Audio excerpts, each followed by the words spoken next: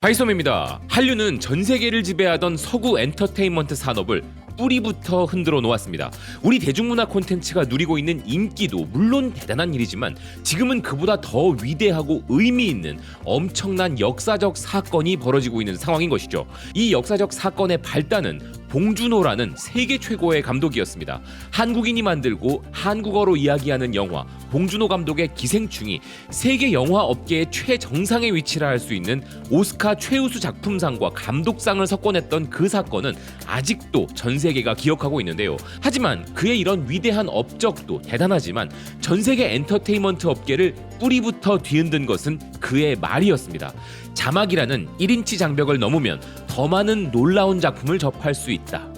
골든글로브 시상식에서 봉준호 감독이 던졌던 이 한마디는 그 당시 미국 엔터테인먼트 업계와 미국 사람들에게 충격을 선사했는데요. 이에 대해 미국에서는 실로 놀라운 평가들이 나온 바 있었습니다.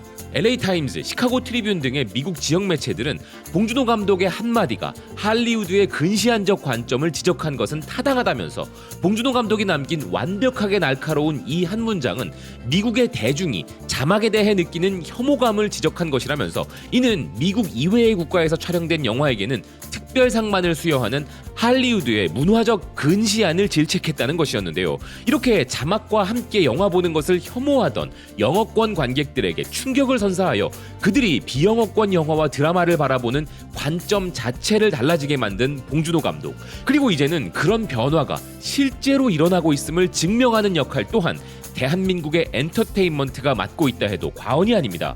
과거 같았으면 서구 엔터테인먼트 업계가 시도조차 하지 않았을 법한 다양한 국제화를 이끌어내고 있는 것인데요. 뉴욕타임즈는 박찬욱 감독과 로버트 다우니 주니어의 만남으로 큰 화제가 된 미국 HBO 맥스의 드라마 동조자를 예시로 들면서 미국 관객들은 과거에 자막을 거부하곤 했으나 이제 그들의 인식이 얼마나 많이 변했는지 알 수 있게 해준 것이 바로 이 작품이란 것이었습니다. 기사는 오늘날 할리우드에서는 아시아인과 아시아계 미국인의 이야기가 그 어느 때보다 많이 눈에 띌 뿐만 아니라 아시아권 언어를 사용하여 스토리가 점점 더 역동적 방식으로 전달되고 있다면서 그 최근 예시가 바로 동조자라고 설명했는데요. 이 드라마에는 광동어, 베트남어 등이 등장하는데 이런 장면들은 미국 영화와 TV의 중요한 변화를 상징한다는 기사는 불과 몇 년 전 봉준호 감독이 1인치 높이의 자막 장벽에 대한 지적을 하였는데 2024년 현재 점점 더 많은 작품에 아시아 언어가 사용되고 있다면서 이제 아시아 언어가 등장하는 것은 거대한 트렌드가 될 정도라는 것이었습니다. 이런 엄청난 변화를 이끌어낸 시발점이 바로 기생충이었다는 기사는 이 엄청나고 거대한 변화를 입증한 작품 역시 대한민국의 오징어 게임이었다는 것인데요. 영어가 아닌 한국어 드라마가 세계 최대의 쇼가 되었다는 것은 과거 같았으면 상상조차 못한 일이었다는 기사였습니다. 오징어 게임은 비영어권 작품에 대한 업계 전반의 인식을 바꾸어 놓았고 한때 부채로 여겨졌던 것이 이제는 자산이 되게 만들었다는 기사는 이러한 주요 변화는 할리우드 프로젝트를 주도하는 아시아계 영화 제작자 수의 증가와 동시에 일어났다는 것이었는데요. 또한 영국 매체 가디언은 넷플릭스가 번역에 대해 신경 쓰게 된 것 또한 한국 때문이었다고 꼬집은 바 있었습니다. 이 기사 역시도 봉준호 감독의 1인치 자막 장벽 발언을 언급하며 그의 말이 옳았다면서 이제 자막은 필수적 예술 형식이 되었다고 이야기했는데요. 그럼에도 불구하고 넷플릭스가 외국어 자막의 정확한 버전을 만드는데 충분히 투자하고 있는지 의문이라는 기사는 오징어 게임의 자막에도 한국어 번역에 문제점들이 있었다는 것이었습니다. 한국인이 아닌 사람이 오징어 게임 영어 자막을 보고 있으면 무슨 말인지 제대로 이해되지 않거나 올바른 의미가 전달되지 않은 장면들이 있었고 이런 논쟁은 자막과 더빙의 차이점을 드러내기도 했다면서 넷플릭스가 자막보다는 더빙에 더 많은 투자를 하여 짜증이 난 팬들도 있었다는 기사였는데요. 한국에 대한 엄청난 투자를 이야기한 넷플릭스가 최우선적으로 투자해야 할 것이 바로 이런 번역과 자막이라는 기사였습니다. 사실 전 세계 어떤 언어로도 우리말의 다양한 어휘와 섬세한 표현은 물론 높임말과 예의를 갖춘 말, 문맥상의 의미, 속담과 관용구 및 감정 표현의 미묘함 등을 전부 100% 완벽하게 전달할 수는 없을 것인데요. 넷플릭스 입장에서도 이게 상당히 어려울 수는 있겠지만 그래도 말뜻이 올바르게 전달될 수 있도록 더 노력해야 한다는 점은 맞습니다. 어설프게 했다가는 따끔하게 욕을 먹는 경우가 발생하기 때문인데요. 최근 그런 욕을 먹고 있는 곳은 바로 넷플릭스를 따라잡기 위해 최선을 다하고 있는 기업들 중 하나인 아마존입니다.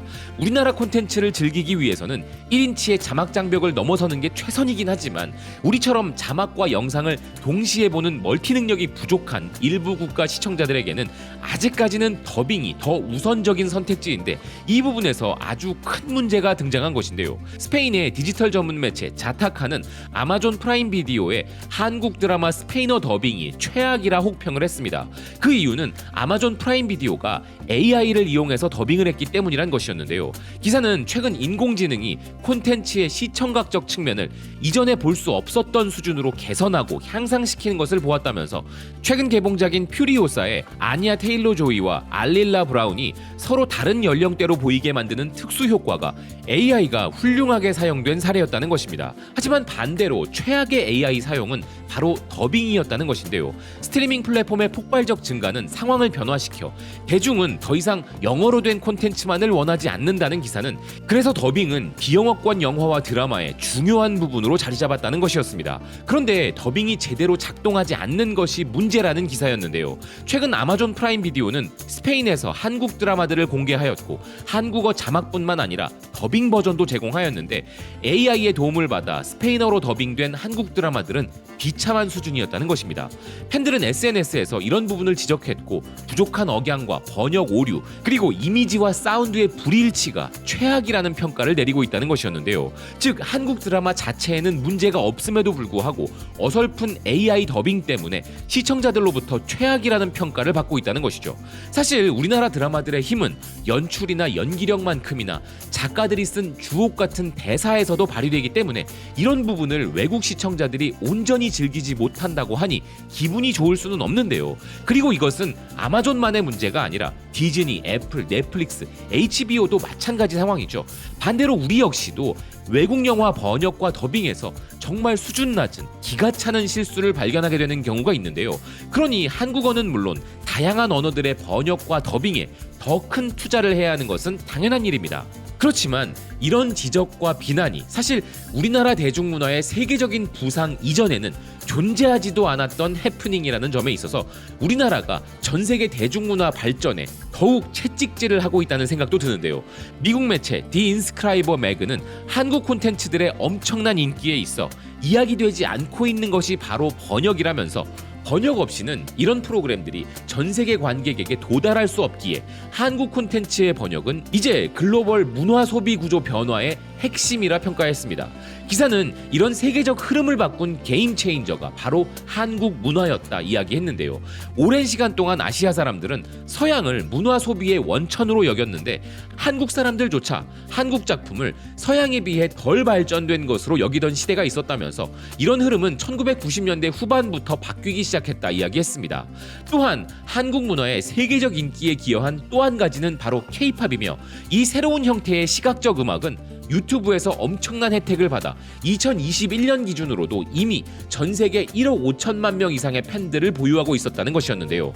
그렇다면 이렇게 한국 문화 콘텐츠의 성공을 이뤄내기 위해 가장 중요한 역할이었던 번역을 한 사람들은 누구였는가 하는 질문을 던진 기사는 그들은 흥미롭게도 헌신적인 글로벌 팬들이었다 이야기했습니다. 아미라고 알려진 BTS의 거대한 팬 커뮤니티에서 시작된 팬 번역은 K-팝 그룹 대부분으로 퍼졌다는 기사는 전 세계에 한국어에 능통한 팬들이 자발적으로 다양한 콘텐츠들을 번역하여 SNS에 공유한 것이 그 시작이었다 설명했는데요. 하지만 이제는 100개 이상의 언어로 번역 서비스를 제공하는 회사가 넷플릭스, 디즈니, 아마존 등의 글로벌 미디어 회사에 서비스를 제공하고 있는데 인공지능을 기반으로 초안을 작성한 뒤 전 세계 3만 명 이상의 프리랜서 번역가들에게 재검토하도록 하여 번역한다는 것이었습니다. 하지만 이런 번역 산업의 성장에도 불구하고 번역가들에 대한 처우는 열악하다는 것이었는데요. 번역가들에 대한 적절한 보상 문제는 아직도 해결되지 않았으며 이렇게 번역본의 대량 생산 과정에서는 언제나 문제가 발생할 수 있다는 기사였습니다. 분명히 영어 중심이었던 콘텐츠 시장은 다양성이라는 변화를 거치고 있는데 우리나라가 그 시작이었고 아직도 그 중심이기에 우리는 이 부분에 정말 큰 자부심을 느끼고 있죠. 그렇지만 이와 동시에 우리말이 제대로 번역되어 완벽한 의미가 전달된다면 얼마나 좋을까 하는 마음도 큰 것 같습니다. AI 번역 기술이 더 발전하든 아니면 번역에 더 큰 인력이 투입되든 앞으로는 우리나라 영화와 드라마들의 멋진 대사들이 해외 시청자들에게도 우리에게 주는 것과 똑같은 감동으로 다가가는 날이 멀지 않았길 바라는 마음입니다. 시청해주셔서 고맙습니다. 또 뵙겠습니다.